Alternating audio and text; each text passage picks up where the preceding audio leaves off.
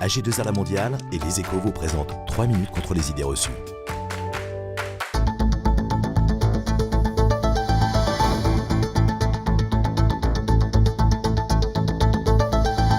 Bonjour et bienvenue dans notre émission AG2R La Mondiale Les Échos, 3 minutes contre les idées reçues consacrée à la protection sociale et patrimoniale. Au programme aujourd'hui, la prise de risque. Et avec nous pour en parler, William Feugère, avocat. William Feugère, bonjour. Bonjour. Première idée reçue sur ce thème de la prise de risque. Il n'y a pas de solution pour limiter cette prise de risque. Un chef d'entreprise qui crée son entreprise, forcément, il prend un risque. Vous avez une prise de risque qui est inhérente à la vie de l'entreprise. Donc il n'y a pas de solution pour faire disparaître tout risque de la vie d'une entreprise. Ça, c'est une évidence. C'est comme la vie, il y a un risque permanent. C'est inhérent à l'action. C'est inhérent à l'action. Et c'est d'ailleurs ce qui peut être aussi un moteur pour les chefs d'entreprise, c'est d'être confrontés à ce risque.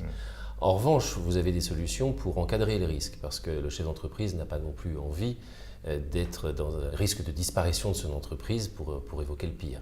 Donc il faut l'encadrer, l'accompagner, et on fait des contrats, on est à ses côtés, et c'est là que le chef d'entreprise va avoir le risque le plus encadré, le plus sécurisé.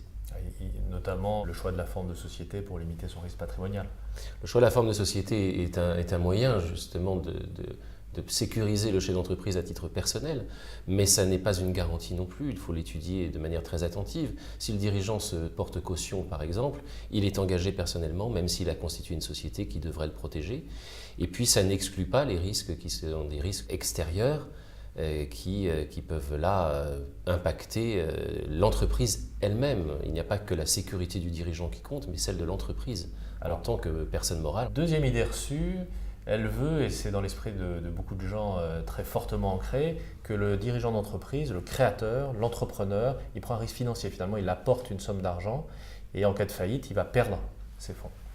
C'est sans doute le risque que peut avoir à l'esprit le dirigeant lorsqu'il va créer son entreprise. Il apporte des fonds personnels ou il emprunte de l'argent et il a peur de perdre cette mise en cas de difficulté. Mais le risque est bien plus multiple.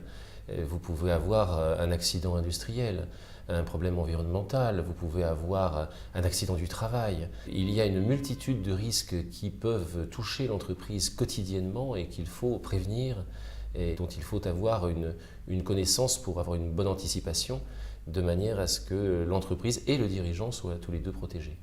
Dernière idée reçue, elle a trait au rôle de l'avocat et elle veut que l'avocat finalement, il intervient une fois le risque survenu, en général en cas de contentieux de litige. Ah, c'est l'activité traditionnelle, c'est l'image de l'avocat avec sa robe qui va plaider. C'est une activité absolument essentielle des avocats, c'est une évidence, mais c'est loin d'être la seule activité. Au contraire, l'avocat intervient au stade du conseil, doit intervenir en amont, et d'ailleurs la connaissance du contentieux lui permet de connaître le risque, puisqu'il le vit lorsque le risque est devenu un accident, lorsqu'on a passé le cap et qu'il y a une difficulté.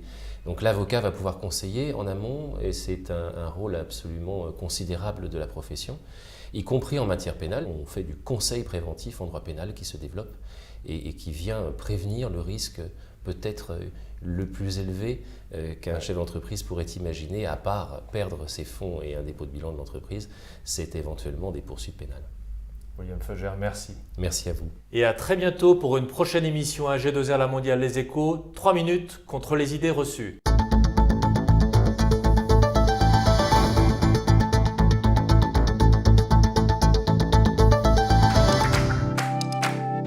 AG2R La Mondiale et Les Échos vous ont présenté 3 minutes contre les idées reçues.